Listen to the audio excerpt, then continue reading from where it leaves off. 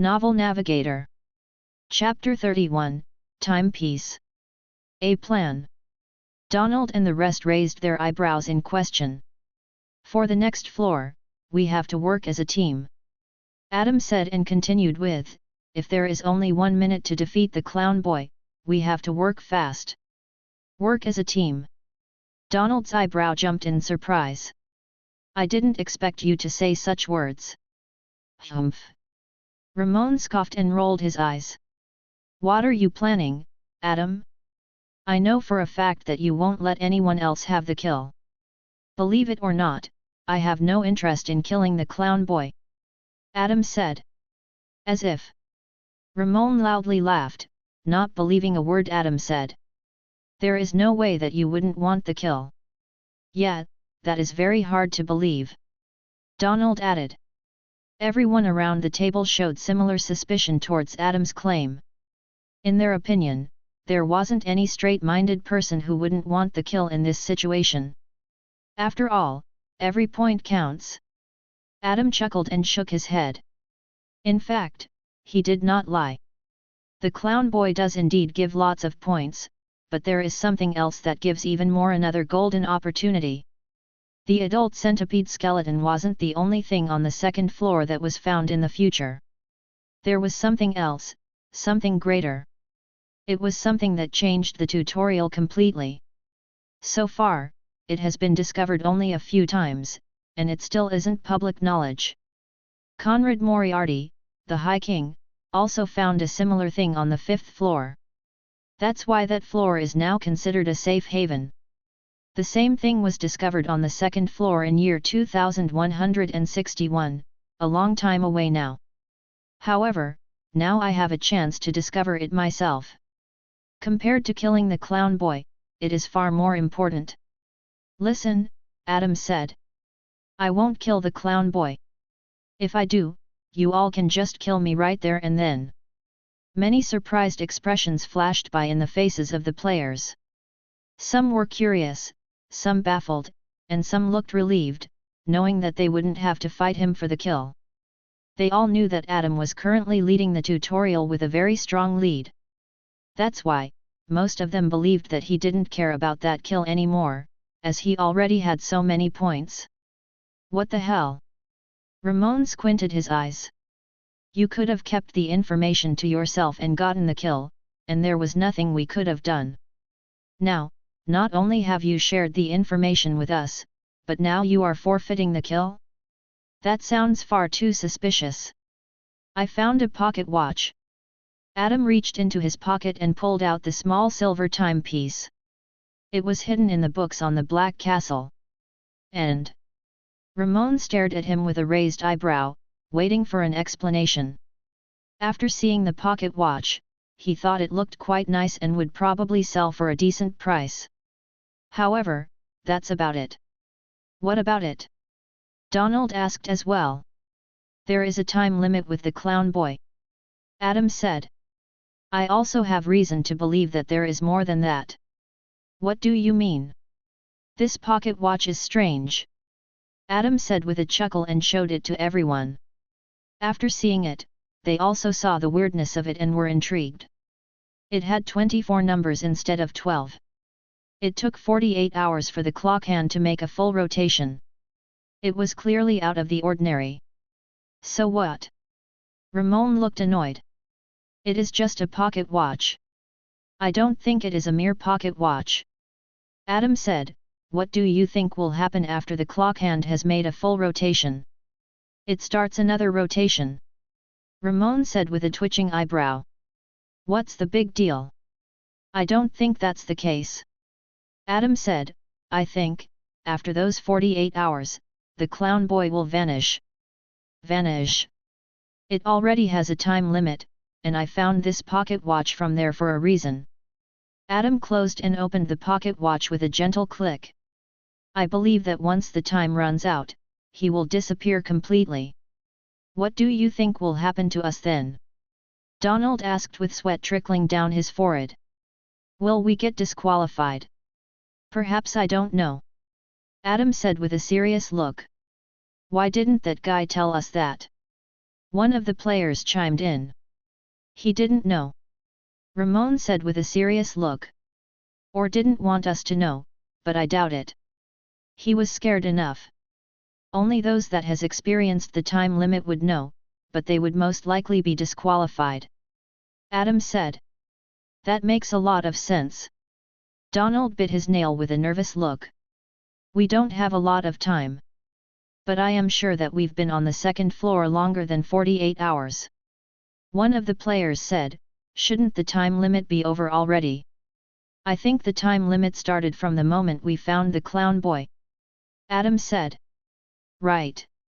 That's why you need us. Ramon looked at Adam with a frown. You could fail and get disqualified. I think beating the clown boy in its game alone is far too difficult. Adam said with his arms crossed. If it wants to play tag, it will be far too fast for me to beat. That's why I need you all. Yeah, it was extremely fast. Donald nodded in agreement. All right, I believe you now. Ramon said and leaned back in the chair. So, what's the plan? I'll face the clown boy and try to beat it in its game. I most likely will fail, that's where you guys come in. You guys need to be on every floor and attack the clown boy at the moment's notice. It is hard to make a plan without knowing what the game will be. If it is tag, I won't be enough to beat it, that's why I need all of you to be on every corner of the castle, ready to kill it if it appears near you. What if you somehow beat it? Donald asked. I'll leave the killing to you all. Adam said and pocketed his timepiece. Whoever gets the kill won't be harassed afterwards, deal? Deal. All the players nodded in agreement, satisfied with the conditions and the current plan. If you plan to betray us, I will shove my machete down your throat. Ramon whispered in Adam's ear and then left the cafeteria with his friend, Hannibal. Following that, most of the players started to stand up to prepare for the night. Most of them planned to leave for the second floor after breakfast, but after finding out that the clown boy only appears at midnight, they decided to wait until then instead. The table emptied quickly, and then Seth took away his tray without even glancing in Adam's direction. If he had, he would have noticed the smile on Adam's lips that hinted at mischief. Adam touched the timepiece in his pocket and couldn't help but chuckle. About the 48-hour time limit, he was lying. They had unlimited attempts to kill the clown boy, and the silvery timepiece was simply a unique item with 24 numbers engraved around its rim. It was nothing special. If I succeed in this, S-ranked score might actually be within my reach. Chapter 32, The Game. Second floor, at the time when the sun had already gone down and a blanket of darkness had stretched across the whole sky. At the entrance of the Black Castle, a group of players were impatiently waiting for midnight to arrive. It was getting quite chilly, but most of the players still had their winter clothes from the first floor, and after putting them on, they were able to warm themselves up slightly. Leaning against a black brick wall, Adam flicked the timepiece open and checked the time before closing it again and pocketing it. There were only 5 minutes left. It was that room, right? Adam thought to himself with a slight uncertainty. Third floor, first room on the left. That was the room. It must be. Yo! At that moment, Ramon came to him while drinking some hot drinks from his canteen. He was dressed in lighter clothing, but he still didn't look like he was cold. A little bit of the drink spilled, trickling down his chin, and it looked like he was drinking coffee, which he most likely received from the cafeteria and filled his canteen with. Adam raised an eyebrow in question as Ramon approached him, wondering what he wanted. I couldn't stop thinking about what happened in the morning. Ramon said, then took a small sip and continued, you angered those guys, and they must be coming after you soon enough, you know that, right? I know. Adam nodded calmly. They now know that during the mornings, there won't be a lot of mercenaries around. It is when they will most likely attack me. Ha, scared? Ramon asked with a grin. They're older and more experienced, which is why I should be scared. Adam asked him back. Ramon shrugged his shoulders and said, they also have manpower. If they find you lacking, you will be in trouble. I know. Adam nodded and chuckled.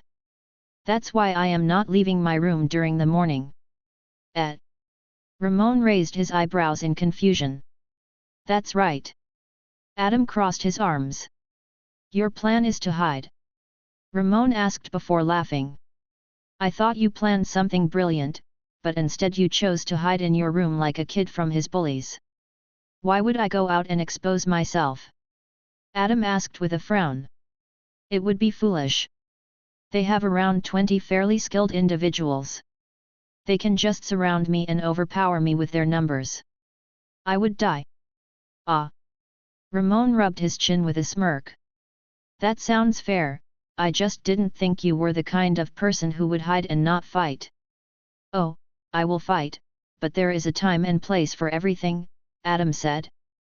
There is something you have to learn about this world. Survival is the only thing that matters. Ramon silently looked at him and thought about those words. At that moment, Adam pulled out his silvery timepiece, then closed it almost immediately and pocketed it. The time is near, there are only a few minutes left. Then you should hurry. Ramon said. And remember, if you betray us, we will kill you. Right. Adam slipped his hands inside his pockets and stepped through the entrance of the castle while all the players watched him with intense anticipation. He had already told them what room he would be in and told them to cover the exit of the room, so the clown boy didn't have any means of escaping that small, closed room unless he had a secret passage out. After stepping up the stairs, he reached the third floor and immediately entered the first door on the left. The door was already open, barely hanging on its hinges. As he stepped through the entrance, he saw a small light flickering in the corner of the room, with shelves of books lining the walls. In the center of the room, there was a desk cluttered with papers, and a single chair pushed up against it. Adam pulled out the chair and sat slowly down, then placed his pocket watch on the desk and watched it slowly tick down the seconds. At that moment, the black clock hand struck 12. Swoosh! A cold wind rushed in, the door immediately dropped off its hinges, and the light in the corner turned more prominent. Do you want to play a game? Time's up! Donald's voice boomed in the yard as he closed his very own pocket watch and pocketed it. He purchased it from Flamekeeper, as it was the only way to know the time. Let's go in! Ramon shouted and was the first to enter the yard. Without any hesitation, all the players rushed to the third floor and crowded in front of the first door on the left. They were even standing on top of the broken door that fell off its hinges. In the room, they saw Adam seated with a calm look on his face, and on the other side of the desk, there was a floating figure with a whimsical appearance. The clown boy looked adorable with flushed red cheeks and milky white skin, but when Donald saw him, his skin started to crawl. He couldn't forget the sight of the boy's mouth stretching open into a grotesque grin filled with sharp, jagged teeth. Do you want to play a game? The clown boy asked once more, an adorable smile on its lips. I do, Adam said. Yay! The clown boy cheered in joy and sat down on the desk, cross-legged, then showed its right hand before forming it into a fist. Ever heard of the rock, paper, and scissors game before? I have. Adam said with a grim face. So, that's the game. It would be luck-based, in most cases, but not this time around. How ridiculous! Ramon thought to himself. Life and death scenario coming down to luck. Well, I suppose that luck is also an important factor in the life of a mercenary. Let's begin. The clown boy said excitedly. Everyone else watched from the doorway in nervousness, but they all had weapons ready and tried to huddle closer to the room to get a head start. The fastest and most prepared player would be the one to get the kill. With that single kill, everyone would be practically guaranteed a higher score than D. The players, who hadn't done much in the tutorial yet, felt their blood pumping as this might be their best chance of catching up to the top players. At that moment, Adam and the clown boy placed their fists against their open-palmed left hand and shouted, "Rock, paper, scissors, shoot. They both threw out their hands, Adam with the rock and the clown boy with the paper. It was as if the time had frozen, all the players stopped breathing. The clown boy's paper covered Adam's rock, declaring the creature as the winner. "I won," the clown boy said with a grin, and at that moment, the skin around its mouth started ripping as its mouth opened wider than humanly possible. It looked like it would be able to swallow Adam whole in one bite. "The winner gets the loser's dinner," the clown boy said, and then lunged towards Adam, about to take a large bite off his head. Chapter 33, Respawn Crystal. "Wait!" Adam's shout bounced across the walls of the Black Castle, echoing eerily in the silence. The clown boy came to a sudden stop, and its hideous mouth returned to its previous size. It tilted its head in confusion and asked, "What is it?" "You cheated," Adam accused with a loud voice and a red face. What?" the clown boy panickedly said, and a few cold sweats rolled down its face. "And no, I didn't." "Why, you are a poor loser." Adam eyed the pocket watch briefly, making sure that there was still time left, and then continued shouting. "I saw you changing from rock to paper at the final moment," Adam retorted. "I want a rematch." What?" the clown boy gulped nervously. As they both threw their hands out, and it was clear that Adam's choice was rock, the clown boy used its super speed to change from rock to paper at blitzering speed. It was done so quickly that no one would be able to see it. Not even Adam. However, in his past life, there was a common saying that the clown boys were cheaters. "Rematch, right now." Adam formed a fist with his right, and placed it against his flat-out left hand. "Oh, okay." Having no other choice, the clown boy agreed to the rematch as he was afraid of being called a cheater. Rock, paper, scissors, shoot. They both threw their hands out at the same time. Adam threw out paper, while the clown boy threw out rock. "Ah!" the clown boy exclaimed, and tears welled up in its eyes. "Yes!" Adam cheered inwardly. After being caught with a lie, it didn't want to get caught twice, and this time, it didn't cheat, causing it to lose. Still, it was a very luck-based choice, but I had a hunch it would choose rock. The clown boy sniffled and started crying on the floor. Its tears streamed down its face as it realized it had lost the game. While the clown boys were cheaters, they were also very poor losers. If they lost, they would always start crying and throw a tantrum till the clown man or the clown woman comforted them. In this case, there weren't either of those on the second floor, as they were powerful chaos beings, living on much higher floors.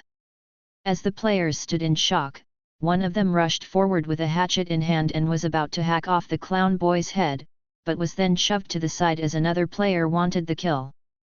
Instantly, the room got crowded, and it became very messy. Adam jumped out of the chair and backed off to the end of the room, his back soon touching a wooden bookshelf. At that moment, a discreet-looking player managed to jump over the group of players and clumsily swing his weapon. Miraculously enough, his weapon sliced off the clown boy's head from its shoulders. As the head rolled down on the floor, everyone heard a loud sound of a bell chiming, signaling the end of the second floor. Who got it?" Donald asked as he was trapped between players, unable to move an inch. He was feeling very frustrated, as he was unfortunately in a very bad position to grasp the kill.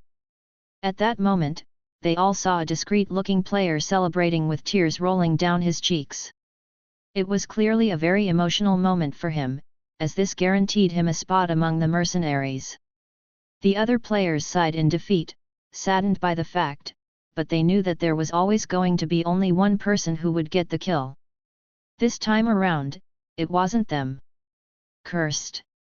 Ramon sheathed his machete with a sour face and then looked around the room, but soon noticed that one person in particular had vanished. Where is he?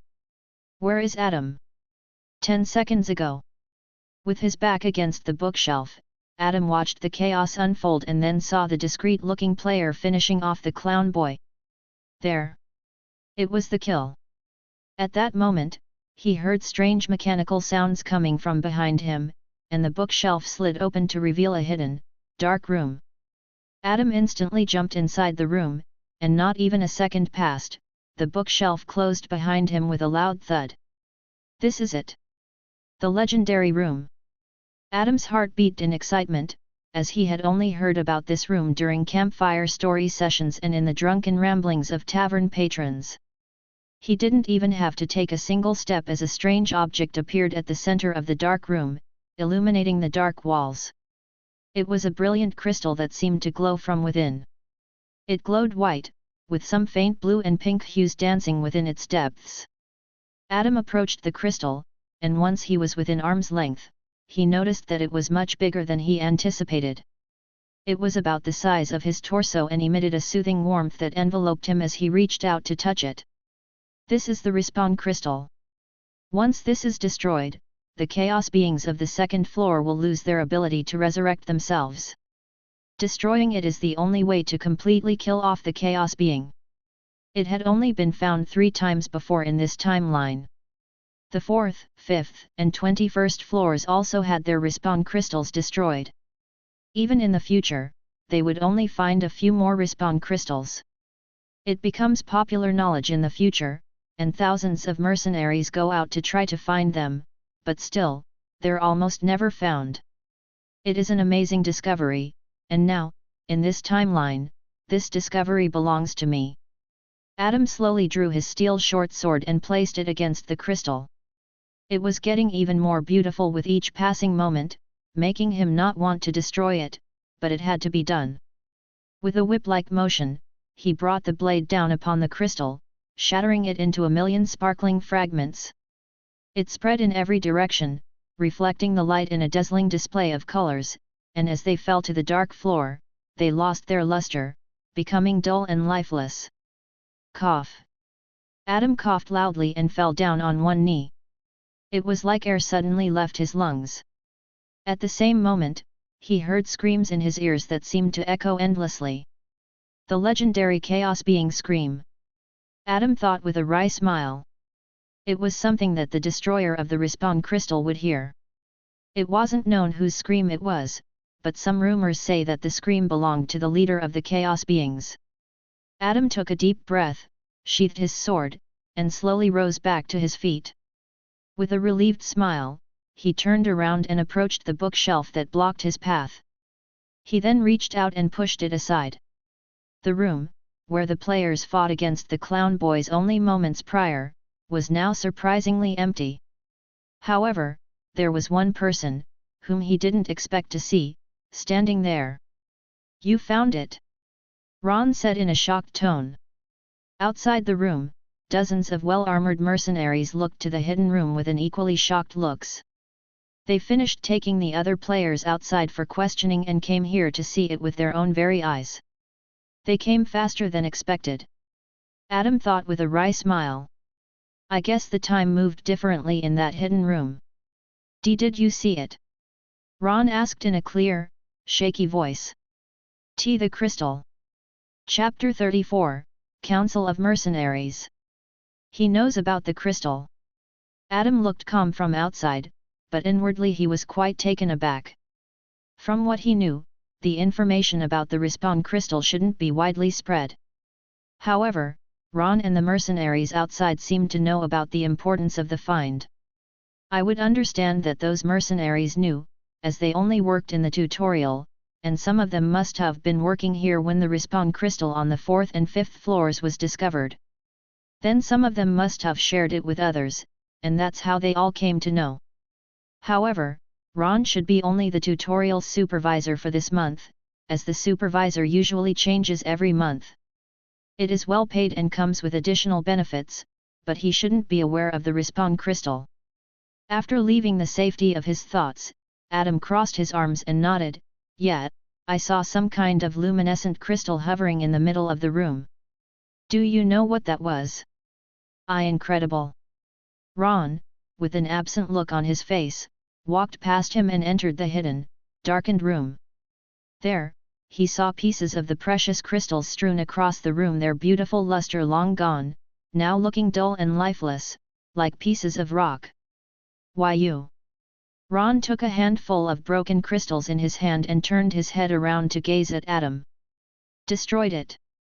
Yes, I did. Adam nodded. I heard a voice in my mind, telling me to destroy it. Was I wrong in destroying it? Was it valuable? After a night of thinking, he had to think of a way to explain why he destroyed the respawn crystal to keep away the suspicious gazes from him. There were many ways that person would react upon seeing the respawn crystal. Some saw visions, some started bleeding from their eyes, and some heard voices whispering in their ears. Adam, in the end, decided to choose voice 1. Now, he only had to act mostly clueless about the respawn crystal, as he shouldn't be able to know anything about it. Voice. Ron gently pocketed a few pieces of the crystal and walked out of the room. He then tapped Adam in the shoulder and said, Adam, mind coming with me? All right. Adam said, following out of the room while the mercenaries gave way to let them pass. After they left the room, the rest of the mercenaries rushed inside the hidden room to investigate and report everything.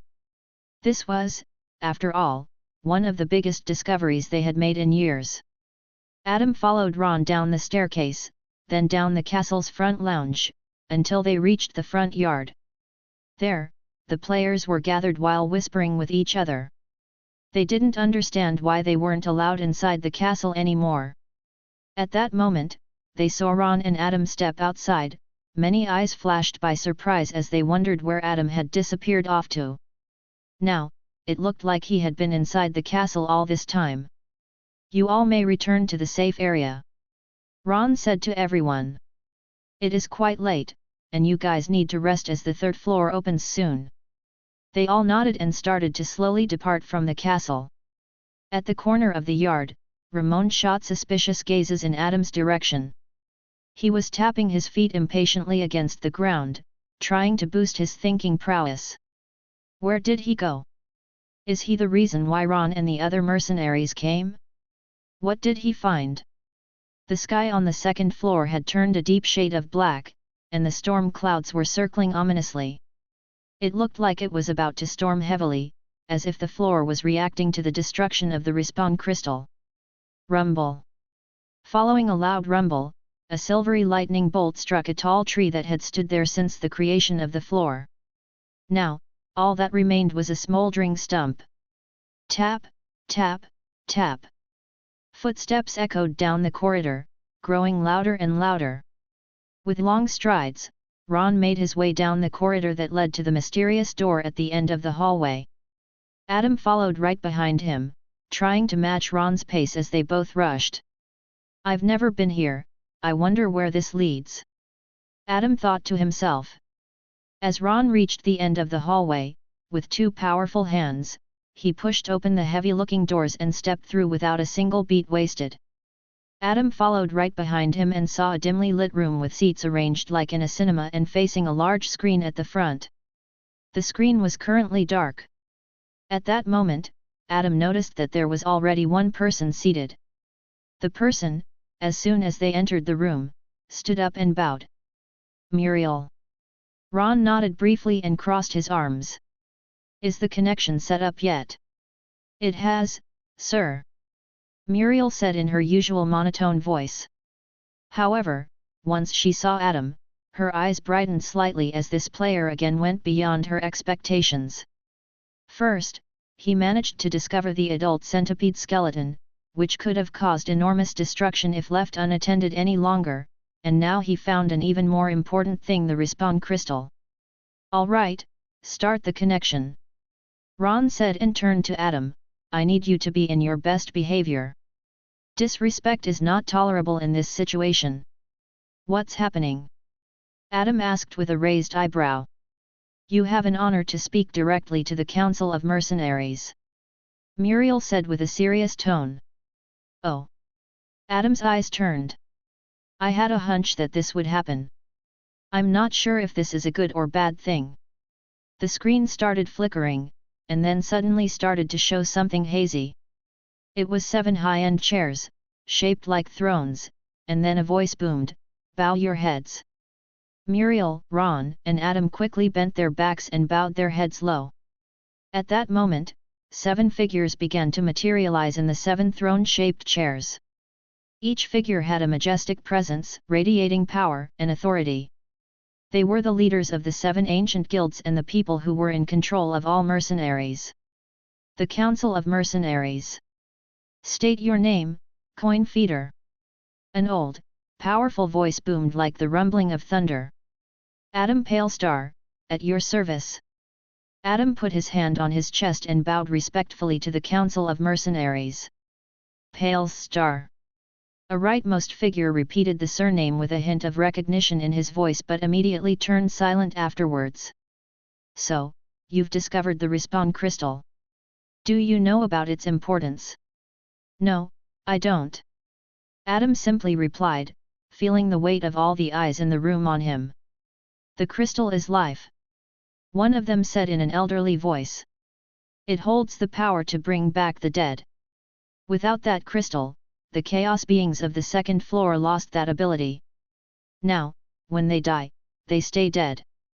That's a good thing, isn't it? Adam said in an unsure tone. Depends on the perspective. This time, a feminine voice sounded from the screen. It is important in the fight against chaos beings. However, the 2nd floor's chaos beings were never a threat to begin with. Why did you destroy the crystal, little one? A person with an amiable voice asked. May I know why? Hearing that voice, Adam cracked a smile, recognizing it. It belonged to a very important person in his past life. Chapter 35, S rank. I heard a voice, sir. Adam replied. The voice was telling me to destroy it. A voice, you say? A rough-sounding man interjected. Are you easily corruptible? Chaos beings are creatures that feed on the weak-minded, and they always try to manipulate those who are easily swayed. I don't think I am easily corruptible. Adam said with his head bowed in respect. I don't think the voice belonged to chaos being. Whose voice was it then? It might sound silly, but I think it was God's voice. Adam slightly raised his head to look at the screen. I don't know why, but I just have a feeling that it was him. The room turned silent as the Council of Mercenaries didn't speak a word. They then started whispering with each other. The audio was muted, so Adam and others couldn't hear. At last, one of them started speaking again to Adam. You're still new and don't know better. Powerful chaos beings can even imitate the voice of God. We suspect that you heard the voice of the leader of the chaos beings. Only they have the strength to do so. I am just basically copying the things that one of the people who found the respawn crystal said. Adam said to himself casually, she said that she heard a voice of God, but it was never fully understood whether it was really God or just the trickery of some chaos being. Don't be discouraged, little one. The person with the amiable voice said, you are still new, there is lots of room to grow. Today, destroying the respawn crystal wasn't a bad thing. It was an important discovery, and destroying it was the right thing to do. It is getting late, so why don't we call it a night? Yes, sir. Ron rose from his kneeling position, bowed once more towards the screen, and watched it turn dark.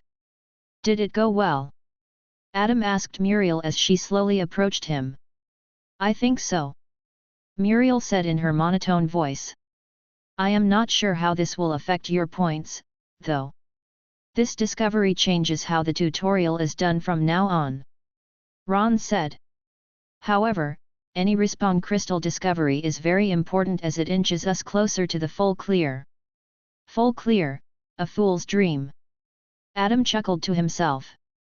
I didn't think Ron was also believing in that. Full clear, a faraway dream. There were groups that fervently believed that there was a chance to clear all the floors of the dungeon by destroying the respawn crystals scattered throughout.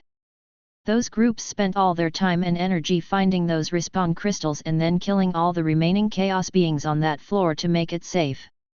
It was a fool's dream, as it was still unclear how many floors in the dungeon there were. In the current timeline, only 4 respawn crystals have been discovered and destroyed. The second floor's respawn crystal being the fourth one. You should go take a rest. Muriel instructed. In the evening, the third lesson will start, and then the third floor will open. Right. Adam nodded, bade them farewell, and left the room. I. Ron sat down on the chair's backrest and scratched his head. It was supposed to be calm for 1 month, get well paid, and then perhaps go for a vacation in the new lake. Muriel hugged the clipboard against her chest and asked, "What do you think of him?" "About who?" Ron stopped scratching his head and turned to her. "Adam," Muriel said. Ron crossed his arms and shrugged his shoulders. "It is hard to get a good reading of him. I thought he was a lone wolf, but now I am not too sure.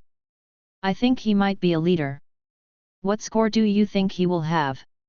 Muriel asked curiously. "It is pretty much confirmed that he will have an A-rank score, I think so," Ron said. "Those 2 discoveries alone will put him in the B rank, but he has also shown great fighting prowess for coin feeder." "Only A?" Muriel pursed her lips and asked, "Do you think he will be able to reach an S-ranked score?" "MMH." Ron scratched the back of his head. "I am not too sure, that is above my pay grade. S rank is reserved for the best of the best. Do you think Adam can be one of those monsters?" Conrad Moriarty is the current High King of the Mortal Online and the leader of humanity. Mauricio Slaughter, the guild leader of Death Mercenaries. He reached Grand Lord not too long ago and is on his way to becoming one of the Council of Mercenaries. Sapphira Everhard is the youngest royal mercenary in history, and she is part of one of the 7 ancient guilds, Dying Star Guild. She is incredibly skilled in combat, and she has already completed numerous high-risk missions with great success. At the current moment, she has the greatest chance of becoming the next High King alongside Calamity Black. Their rivalry in the future will definitely be legendary. Then, Arxam Everhart, Sapphira's elder brother, is also part of the Dying Star Guild. He is mostly in the shadow of his sister, as he isn't a flashy person, but in terms of combat prowess, he is considered the strongest of that specific rank. Calamity Black is the latest S-ranked person and has already reached Royal Mercenary rank. He is part of Death Mercenaries and has already become Mauricio's right-hand man, but we all know that he either takes over the guild once he becomes strong enough or leaves to make his own guild. He isn't a person who follows others, but he is a natural-born leader. Muriel stayed quiet during the whole introduction. "Now, do you think Adam can be part of them?" Ron looked at her and smiled weakly. "I think it is too early to say. There are only 2 floors left, and unless he truly does something special to show that he belongs among the other S-ranked recruits, I don't think he will make the cut." Muriel nodded silently and hugged the clipboard even tighter to her chest. Ron patted her shoulder before walking out of the room. Sigh. With a long, thoughtful sigh, Muriel took a seat and looked at the empty screen that reflected the chairs and herself, barely. "What shall I do?" She mused to herself and looked at her clipboard in hand, where she had reported the doings of Adam so far in the tutorial. "Is that enough for him? Is that enough for me? No, I don't think it is." Outside the room, in the shadowy corner, Adam leaned against a wall with his arms crossed. He was hidden nicely in the shadows, as even Ron didn't catch sight of him. He was eavesdropping a few moments prior, wanting to know how his score was looking so far. "Something special, hey?" Adam put his head against the wall and closed his eyes. The timepiece in his chest pocket continued ticking down peacefully without a care in the world. It was still ticking down towards the end of the 48 hours. "Fine." Adam opened his eyes wide and cracked a smile before stretching his arms out wide. "I'll give you something special." Chapter 36, 3 Powers. The morning dawned, but no one in the safe area could tell whether it was bright and sunny or dark and stormy. There were windows that should, in theory, show the outside, but they were all cloudy and misty, as if the outside world were enveloped in a thick fog. To this very day, no one has ventured beyond the safe area and into the shrouded world of fog. No one dared to risk getting lost in the unknown. Outside a small, cozy library, Donald and his friends were gathered around a table, engrossed in a game of chess. "What do you think Ron and others wanted from Adam?" one of them asked while taking a bishop and moving it across the board. Donald silently moved his knight, took the bishop, and said, "I don't know, but I don't think we should care about it now. We have to focus on the third floor and make sure that this time around, we'll get the boss kill." His friends nodded. While most of them felt confident in their current points score, a couple of them felt like they hadn't done enough to reach a good score. The tutorial was reaching its end, and they had to do something. At that moment, they heard footsteps and soon their table was surrounded by a group of players. They didn't look like they were in a good mood. "Where is he?" Nick asked coldly. "Who?" Donald asked hesitantly and moved his hand toward his broadsword. He started sweating profusely. "That fucker, Adam, was it?" Nick said coldly and clenched his hand into a fist. "As long you tell me where he is, I won't kill you." "I don't kn." Before Donald could finish his words, a voice came. "He is in his room." "Hey!" Nick turned to the side and saw two men standing nearby, licking ice cream cones. They were Ramon and Hannibal. "He ain't coming out either." Ramon chuckled and approached the group with a confident stride. "He knows you guys are coming after him, that's why he is staying in his room during the mornings." "Ha, so he is a coward, after all." Nick laughed with a hint of anger, and his friends around him joined him in laughter. "Or not a fool," Ramon said and licked the ice cream off his lips. "Well, if it helps you, we cleared the second floor yesterday, thanks to you, hee. Nick narrowed his eyes and slowly revealed the blade of his short sword from the scabbard. "Are you making fun of me?" "No, of course not," Ramon said with a chuckle. "Just saying. You guys are on the third floor as well? Get my drift?" Nick's eyebrow twitched. He then nudged his chin towards his friends, and they sheathed their weapons as most of them started to leave. Nick looked towards Donald, cleared his throat, and spat on the ground, right onto Donald's shoe. "We get your drift." Nick glanced at Ramon, and then, with his hands inside his pockets, he followed after his friends. Nico glared after Nick, his eyes burning with anger, and looked at Donald, wondering how he reacted. At that moment, Donald pulled out a handkerchief, cleaned the spit off his shoe, and calmly pocketed the handkerchief before moving another piece on the chessboard. "Checkmate." "Ah!" his friend exclaimed and scratched the back of his head in frustration. "I suck at this game." Donald, you all right?" Nico asked, surprised by his friend's nonchalant reaction. "I am fine, fine." Donald replied and started arranging the chess pieces back on the board. "Completely fine." Nico gulped, unsure if he believed his friend's words. He had a hunch that something was off. Ramon glanced at Donald briefly before shaking his head and walking away, followed by Hannibal. "You sent those guys after Adam?" Hannibal said nonchalantly. "You want them to kill him? That would be preferable," Ramon said and then dropped the ice cream on the ground, splattering the cold treat all over the tiled floor. "If Adam's gone, the rest of the tutorial will be much easier." "True that, but if he finds out you are scheming against him, he'll come after you, hee. Hannibal laughed sinisterly, excited about the chaos the future might hold. Ramon's lips cracked into a smile that slowly spread across his face, stretching his lips into a crazy lunatic grin. "That would be fucking exciting." Ding, ding. A bell chimed across the safe area, and following that, an announcement rang across the loudspeaker. The third lesson was about to begin. Players crowded inside the auditorium, taking their preferred seats, and after taking their seats, they talked loudly with their friends. After nearly a week in the tutorial, most players had grown close and had formed strong bonds with each other. It made most of them remember their high school days, talking and spending time with their friends during class breaks.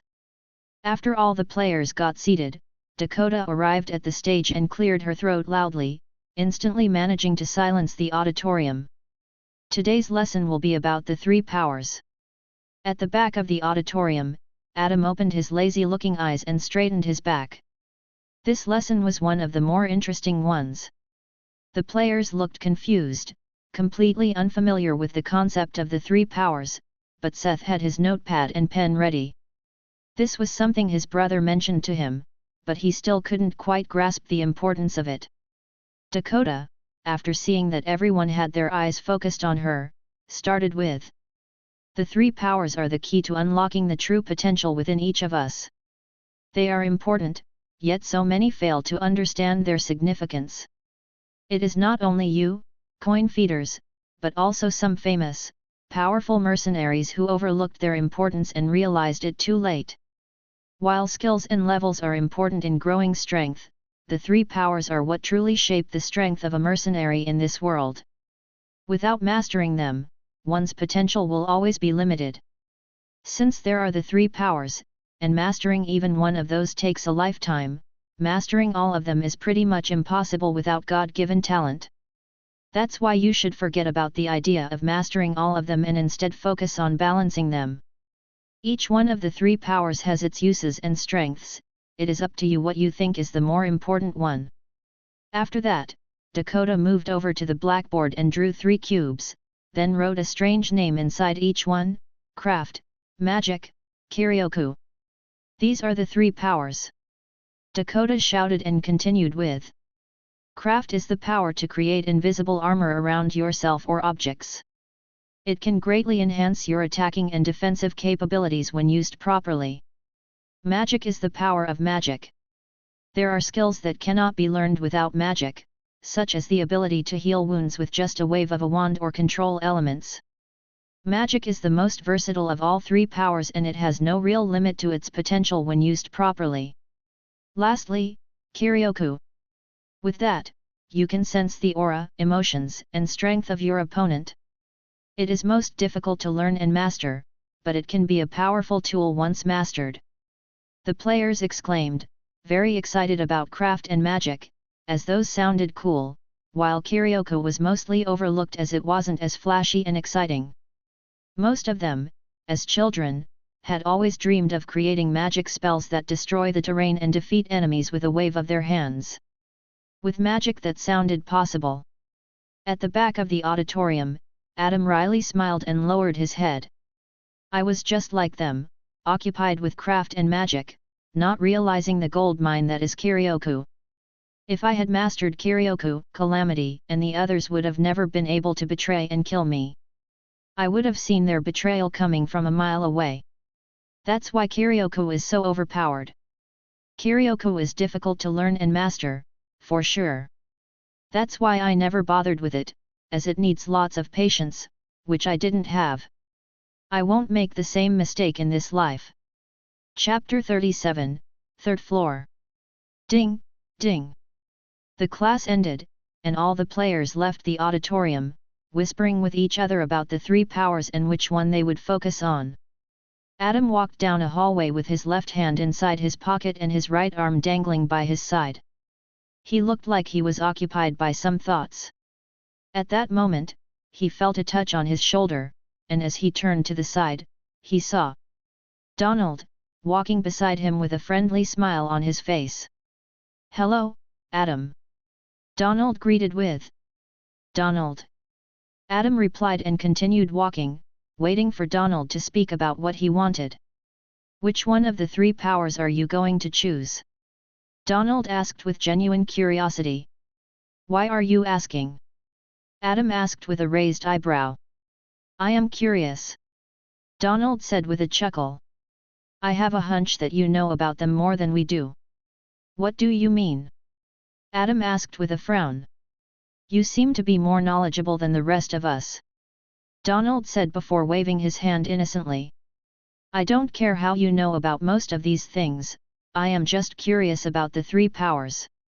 Adam rolled his eyes and said, "I haven't chosen yet. All of the three powers have their uses. Even Kiryoku? Donald asked curiously. It seems great to know just how strong the opponent is. If the opponent is stronger, you can decide the next course of action. That's pretty much it. You're wrong. Adam said casually. You can also sense their intent, and by doing so, you can anticipate their next move and dodge it easily. It has even better defensive ability than craft. Dakota didn't mention that.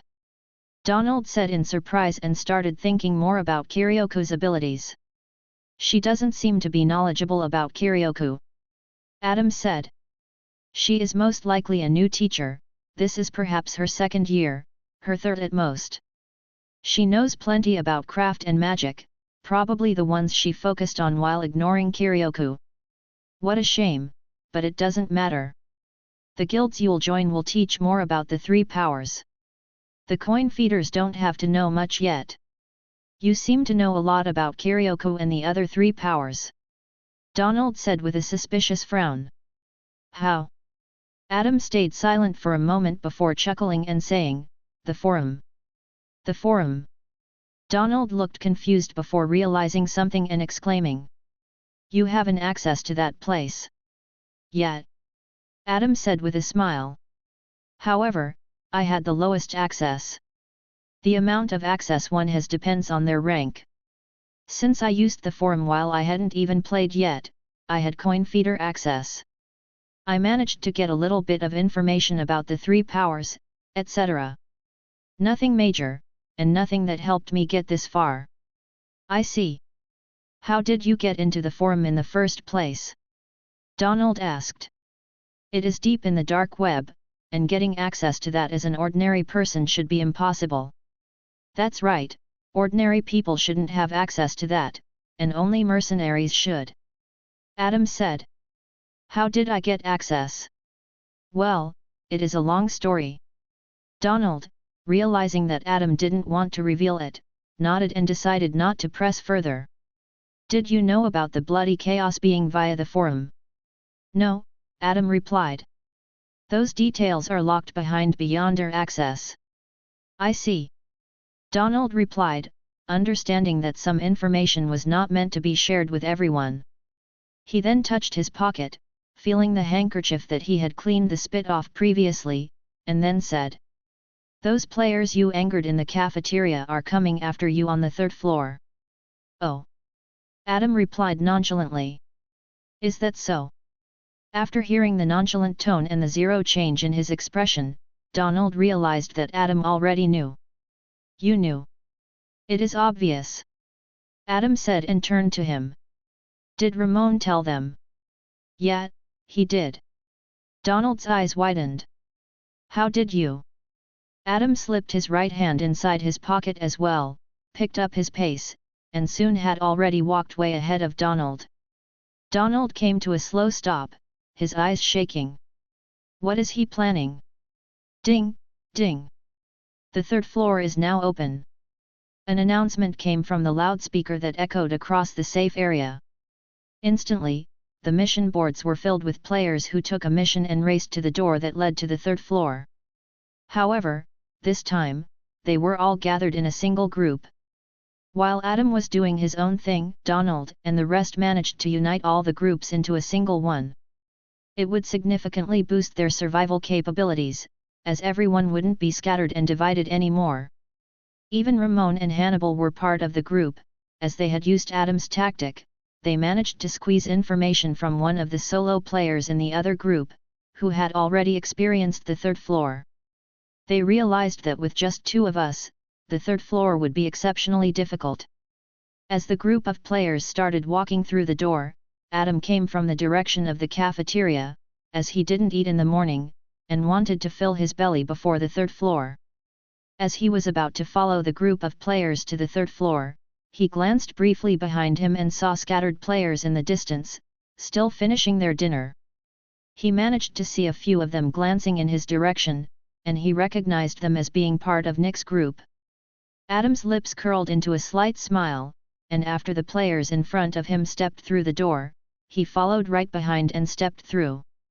After the bright light passed, Adam blinked his eyes rapidly until they adjusted to the dimly lit chamber. In front of him, there was a chamber with plenty of room and a high ceiling. The walls, floors, and ceiling were made out of brownish rock, and at the end of the room, there were 10 paths leading in different directions. It looked like they were stuck in a cave and had to somehow find a way out. The third floor is pain in the ass. Adam thought. There are 10 paths first, but then at the end of the path, there are another 10 paths. In total, there might be about 1,000 paths, and only one of them leads to the boss room. This is why it can take many weeks to reach the end. In my past life, it took 3 long weeks. Unfortunately, I can't remember the path. It was so long ago. All right, everyone. Donald shouted to catch everyone's attention. He was standing near the 10 paths. I have a plan. Everyone listened keenly, even Adam, realizing that if he did this alone, he would be in big trouble. We'll split up and search the paths in groups of 2. Donald said, drew his broadsword, and drew an X on the wall of one of the paths. Draw an X on the wall of the path you take, so we know it has been cleared. We don't know if these 10 paths are the only ones, there might be more. In about an hour, let's regroup here and see if anyone has found the way to the end. Solid plan. Adam said with his arms crossed. What if someone finds the boss room and decides to do it by themselves? A worried-sounding player said. That would be suicide, whoever tries that. Donald said. We're in this together now, and together, we're strong. The players nodded in agreement and remembered the first floor's boss. They didn't think anyone would be able to clear it by themselves, except one person. They almost instinctively hovered their gazes in Adam's direction, wondering whether he was going to be part of this plan. He helped them greatly on the second floor, but he still had the stigma of being a lone wolf. After Donald saw those gazes, he looked over to Adam and asked, Adam, are you with us? I like your plan, Adam said. However, I like to move alone, if that's fine with you all. While most of the players didn't understand why, Donald did. All right, then. Donald said and then clapped his hands. Go into groups of 2. If there are more than 10 groups, just go down the same path as someone else. I hope most of you purchased the pocket watch from Flamekeeper so you can keep track of the time. See you in an hour. Chapter 38, Foolish. Can my body handle that? Adam, lost in his own thoughts, waltzed down a lonely rock-walled passageway. It had been 20 minutes since he started walking down this passageway, and so far, he hadn't found the exit.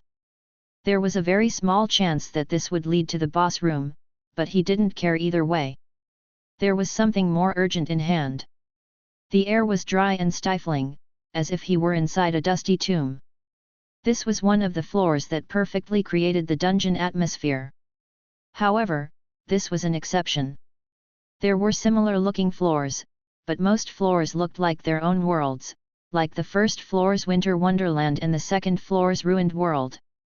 Adam pulled out a water canteen from his backpack, took a sip to moisten his already dry lips, and then put the canteen back on the backpack before zipping it tightly shut. At that moment, as he didn't stop walking to drink, he soon saw the end of the passageway. The exit was arched, leading to another chamber quite similar to the first room on the third floor. After stepping through the arched exit, he saw that there were another 10 paths to take. Adam didn't look surprised by that, as he expected that and knew that there would be another 10 paths at the end of these ones.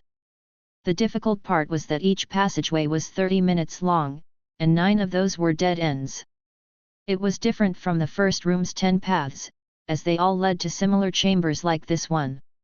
Even if Adam continued to choose correctly and reached the end of the path he chose, there was a high chance that it still wouldn't lead to the boss room.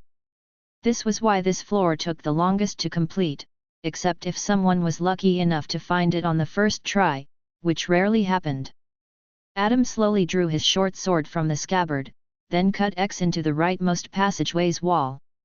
Surprisingly enough, he then moved to the path next to that, did the same, and dulled the blade slightly as he cut into the wall. Then he moved to another path again and did the exact same thing. In the end, he left 3 X marks on the walls of the labyrinth. After he was done, he sheathed his sword and then moved to the rightmost passageway and started trekking down the dark corridor. It doesn't matter if my current body can't handle that. Adam grabbed his shaking hand. I still have to do that. That's one way to tell the current limits of my weakened body. With his shield and backpack slung over his back, his figure disappeared into the dark corridor. 10 minutes later.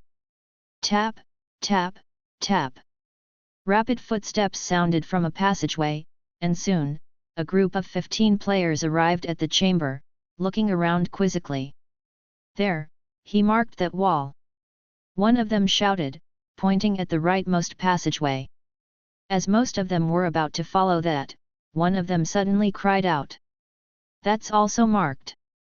One of them pointed with their long fingers to the path right next to that. There's another one. They all noticed that there were 3 paths marked, surprising them all. There is no way that he has been able to check out so many passageways already. It would take at least an hour to check a path if it is dead end. Ramon, was that guy's name? Didn't he say that he would mark the paths he had already taken with X? This could mean that he already did, somehow. Impossible. In front of them, Nick rubbed his chin thoughtfully with a frown and said, we have to split. Split into teams of 3 to 5 people each. Let's check out the passageways, and then if either of those paths leads to another chamber, come back here and let's regroup. What if we find him? One of the players asked. Nick looked at her and said coldly, kill him. They nodded and moved into groups before entering one of the 3 passageways. Nick, with 4 of his friends following behind him, entered the rightmost passageway with their weapons already in hand. The dead end. Adam reached the end of the passageway with a wall of rock blocking his path. He could always try to smash through the wall, but he knew that it would be futile and he would only destroy his weapon's durability. After seeing how dark it was in the corridor, he took out a torch and some matchsticks. With a deep breath, he lit the torch and held it high above his head. I wonder how long it will take. Adam slipped his other hand inside his pocket, pulled out the silvery timepiece, and checked the time. It wasn't too late, and there was plenty of time before night. After that, he pocketed the timepiece and put the torch down on the ground, making it lean against the rocky wall. I would rather do this with some light. Adam thought to himself. I don't prefer using that move in the dark, especially without Kiryoku. He then pulled out his steel short sword and moved his shield to his other hand. Then, with his back against the wall, he started waiting. The time slowly ticked, the torch flickering as he kept his eyes trained on the dark corridor ahead. At last, rapid footsteps echoed from the darkness. There were people running. Adam quickly counted 5 sets of footsteps approaching. It made his lips rise into a smile. Scratch. A steel short sword, exactly the same as Adam's one, scratched against the rocky wall as figures began to emerge from the shadows of the darkness. Nick, scratching his short sword against the wall, looked over at Adam with a deadly glance. He didn't come here to play around. He was here for a simple reason: to kill. You dulled your blade for a dramatic entrance. Adam smirked. Worth it. Still acting like this even though you're overmatched and surrounded. Nick grinned hideously. What a foolish turd you are. I haven't been called a foolish turd before.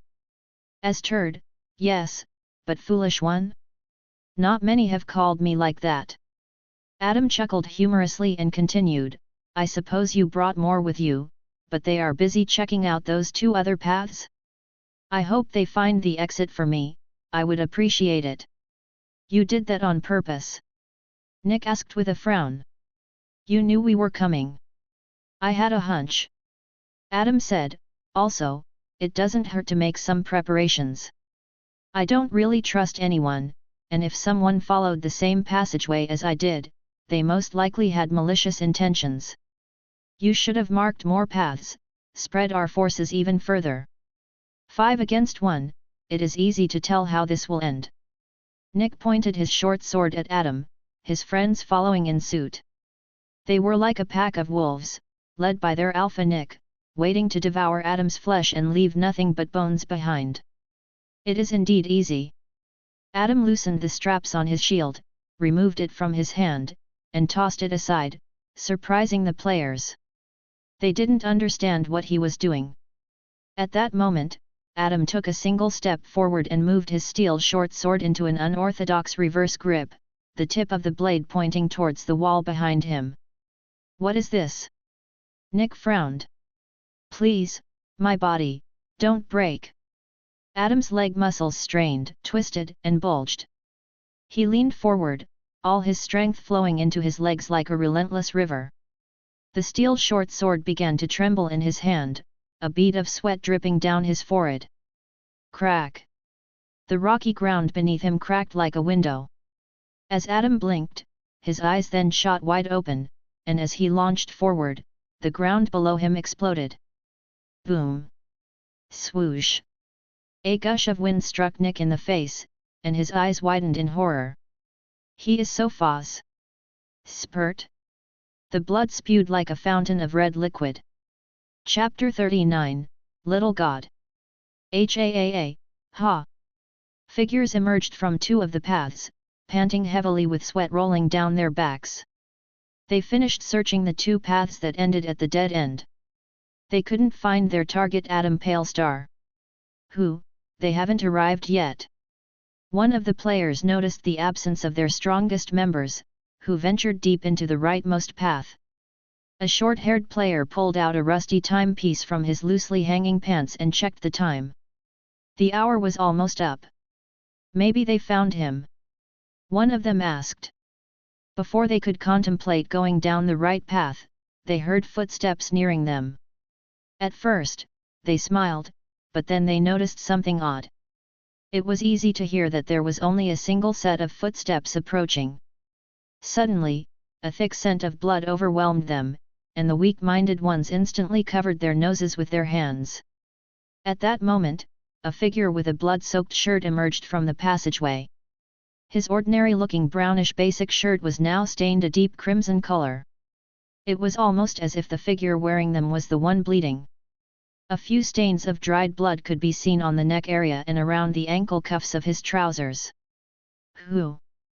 They couldn't recognize him at first, as the blood took all their attention, but then their eyes regained their focus, and they realized it was their target, Adam. "What did you do to Nick?" A sound of metal sliding out of a sheath echoed throughout the chamber. The players held all kinds of weapons, from a broadsword to a dagger. One of them even had a broom, which wasn't much of a weapon, but the other end was pointed and sharp as if it were a hidden blade. Adam let out a long, thoughtful sigh. "He is dead. I killed them."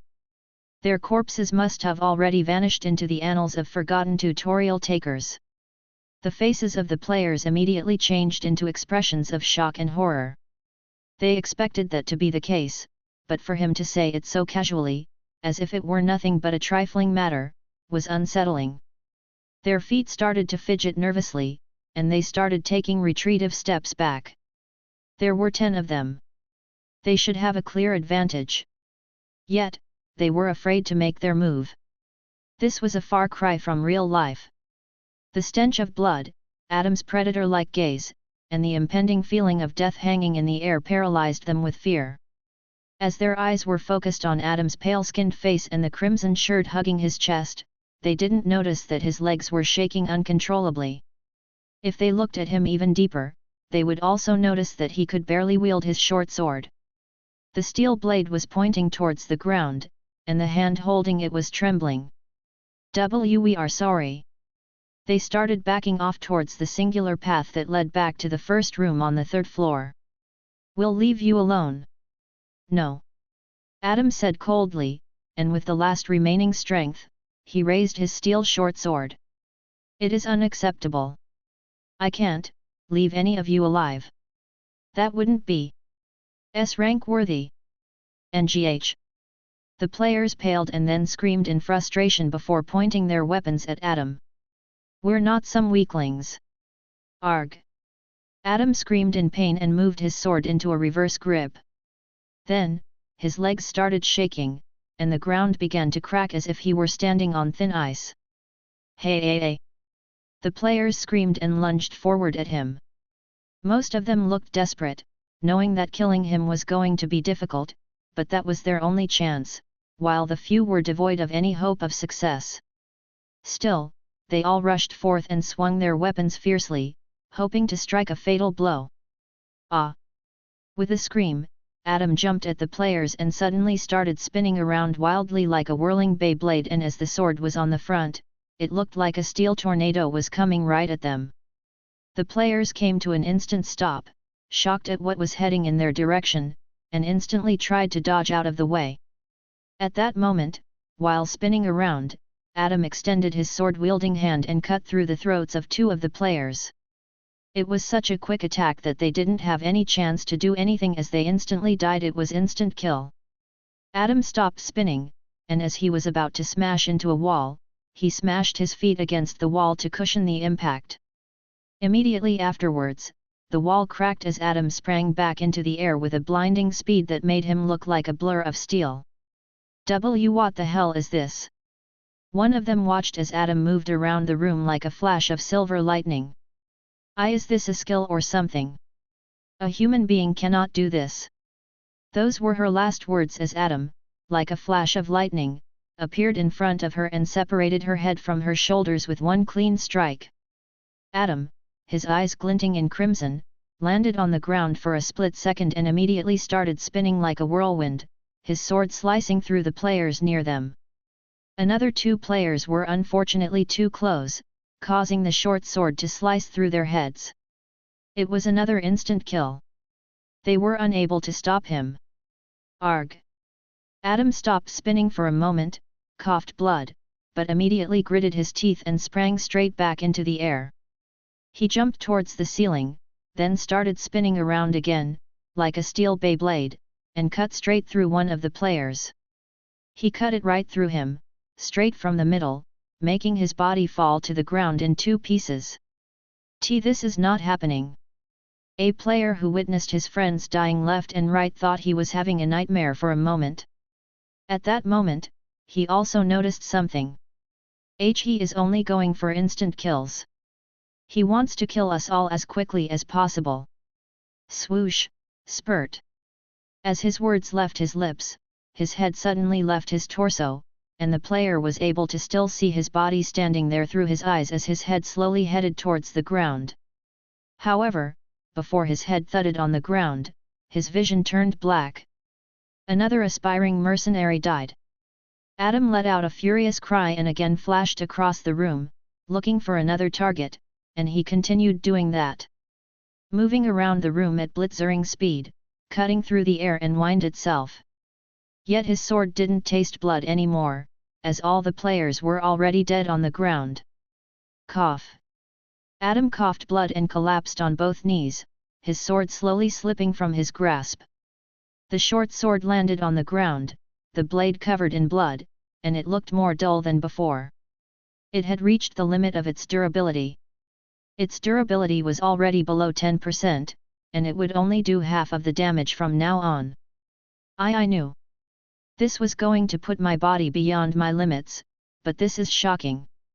As Adam opened his mouth, blood poured out like a river, staining his teeth and lips. This isn't any skill that one can acquire through scrolls. This is a skill, the rarest kind, mythical skill.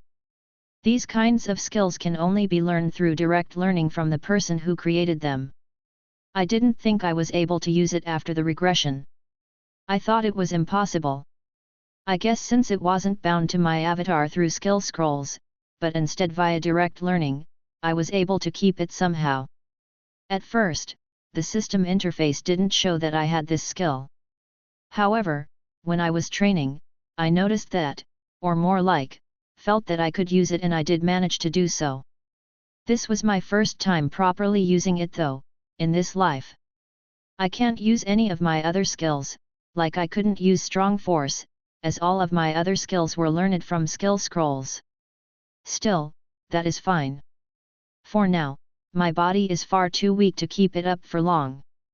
It is also quite weak compared to what I was able to accomplish with it in my previous life.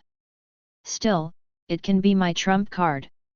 This is a skill that can save my life in the future. The mythical skill Little God. 40 Devourer. The sword, lying on the ground, started to change. The blade started to have scales and a serpentine shape, as if it were turning into a snake. It soon looked like a silver snake. At the tip of the blade, a snake's head appeared, with 2 green eyes and a forked tongue flicking out. The snake's head opened its mouth, revealing 2 sharp fangs. And then the snake lunged towards the unarmed Adam and chomped off 2 of his fingers from his left hand. Adam, not showing a single pain in his face, even though it must have hurt, continued kneeling silently on the ground while the blood dripped down his hand onto the rough ground below. While the game didn't perfectly replicate the game's pain factor, it was still 1/10 of the real-world pain that he experienced. It was far from a painless experience. As the snake, transformed from the blade, slithered down the ground, it suddenly stopped and began to turn back into the steel short sword. Once the transformation was complete, the blade of the sword cracked and shattered into 1,000 pieces. The durability had reached 0%. Rumble. Adam's stomach growled loudly. It was as if he hadn't eaten in days. He, with his bloody left hand, unzipped the backpack and took out some food items, then started devouring them greedily. It took some time, but his hunger was soon satisfied, and his health returned to normal. It also helped his stamina to recover slightly. NGH. Adam unzipped the backpack, slung it over his back next to his shield, and stood up painfully. He then gazed at the broken short sword and sighed momentarily. It's fine. Adam opened his inventory and pulled out another steel short sword, perfectly identical, but in much better condition. N/O/vel/b/jn.c//om. It was Nick's steel short sword. Adam slowly slid it inside his scabbard, then looked at his left hand, which was missing 2 fingers. It wasn't as bad as he expected. There was a time when the little god skill caused both of his legs to be swallowed. If that had happened, his time in the tutorial would have been much more difficult. I also don't have enough shine coins to purchase the flask of setting sun, which would allow me to recover my lost fingers and lost limbs if I am unfortunate enough to lose one. He then quickly checked the timepiece, noticed that he was already late for the meeting. Adam quickly checked the 2 paths he didn't take, but instead the other players did. Since they returned here earlier than me, they must have encountered dead ends, and they ran straight back here. Well, there are 7 other paths, which would take forever to explore. For now, I'll go to the meeting. Adam turned his back on all the corpses and started walking back to the entrance of the 3rd floor. Ron. In the safe area, a mercenary loudly opened the door to the indoor gym. He was dressed in light armor and had a symbol of the guild he was part of on his shoulder pad. There was another symbol on his other shoulder pad, signaling his rank in the mercenary hierarchy. The symbol was a man seemingly shouting orders to someone. It didn't show who he was shouting at. It was a symbol of the order giver, the 3rd rank in the mercenary hierarchy. Ron was doing handstands inside the indoor gym, sweat glistening on his well-toned body that seemed like it was made out of steel. What? Ron asked without stopping his handstands and then started doing one-handed handstands. He was pushing himself up and down, his muscles bulging with each movement. Something happened. The order giver shouted shakingly. I think you should come to the control room. What happened? Ron asked with a frown, then flipped over and landed on his feet gracefully. He grabbed his towel from the chair, wiped the sweat off, and put a shirt back on. The 3rd group has been annihilated. What? Ron said in shock, but then he asked, they all died to the boss.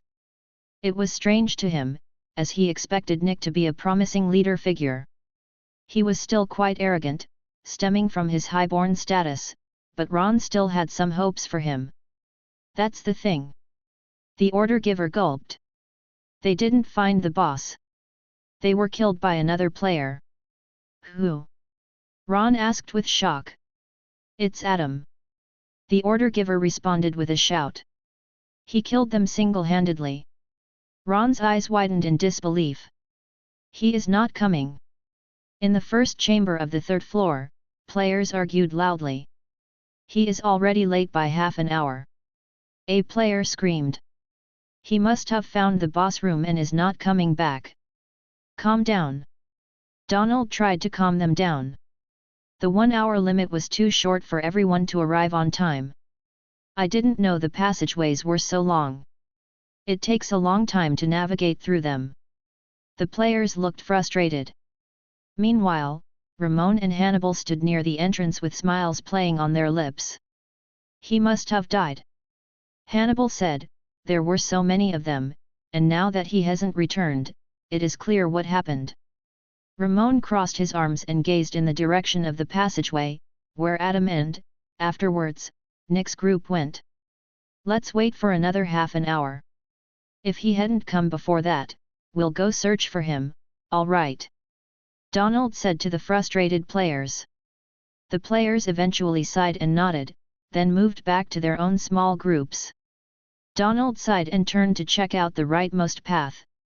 His brows were creased into a frown. At that moment, his ears perked up as he heard faint stepping noises in the distance. His eyes slowly widened in surprise. Someone is coming. All the players turned their heads towards the rightmost path. Seth looked the most surprised, as he expected Adam to have already betrayed him. He didn't have any trust in him and believed that Donald was foolish to trust him. Is it Nick and them? Hannibal asked with a frown. Ramon looked stern. There is only one set of footsteps. A figure emerged from the path, making the players gasp in shock. The figure was stained with blood, with 2 of his fingers missing. It was clear that he had been through a violent ordeal. Adam. Donald's eyes shook. I checked 3 paths, I didn't find the room. Adam said before coughing up blood. Are you all right? Donald asked in shock. What the fuck happened to you? He must have discovered the boss room and got beaten the fuck up. A player argued angrily. Then he must have escaped with a tail between his legs. I told you all that we shouldn't have trusted him. Donald frowned and asked, did you find the boss room? What else could have done this to you? Adam wiped the blood off his lips and said, remember the guys in the cafeteria? Well, they didn't like what I did to them, so they ambushed me. The players exchanged shocked glances and forgot about the fact that there was another group doing the same floor as them. It was basically a competition between the 2 groups. Are they still there? What shall we do? Should we go find them and fight them? It is not wise to move alone, as they might ambush us as well. Adam. Donald turned back to him and asked. What happened to them? They're no longer with us. Adam said and held his waist in pain. I am going to return to the safe area. You guys can continue searching without any worry. Donald and others watched in shock as Adam walked towards the exit, heading back to the safe area. As Adam limped past Ramon, his lips curled into a slight smile and he said, Ramon, nice try. Ramon gritted his teeth and threw a side glance at him. How did you survive? If you try something like that with me again, I'll show you how I survived. Adam finished with a spiteful tone and then stepped through the exit, leaving Ramon seething with anger.